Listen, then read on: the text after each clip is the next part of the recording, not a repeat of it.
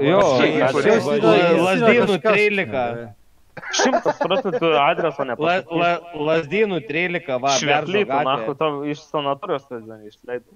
Apie kokią tu realybę šneki visų pirma? Na, jis kalba ir kalba. Kai jau bijai pasakyti, kad tai jau realybė. Atšliauštam, blėt. Ne, tu įsakyk, apie kokią tu realybę kalbi. Turiu klausimus, na, tu šitai Tau pasakyti. reikės rimtai gydyti iš jo. Šitai. Nu, jis nori Aš pasireikšti. nesuprantu, kaip jūs tokius laikot, blėt. Jis nori Ne, pasireikšti. aš dabar klausos, man dabar jau pačiam palikai įdomu. Man irgi. Kaip vadinu? Reiškia, Kaip vadinu, tu gal, tipo, man tas darbas kažką rūpia, aš atėjau tiesiog padėti žmonėm, bet antroj dienų jūs visi privalėte.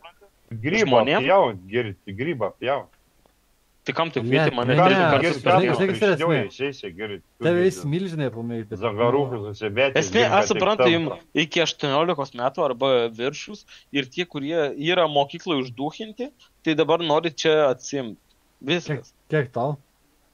25. Apie save šnekė, ne? Girdi, po vieną šnekėt, kas nemokino. Bibysime iš Balnaus, kad šnekė. O tai kiek man pašau? Ne, neįsimėt ir patylė. Sako, Bahūras 25, bet kalba kaip 18-16. Tai po vieną šnekėk, po vieną šnekėk. Kaip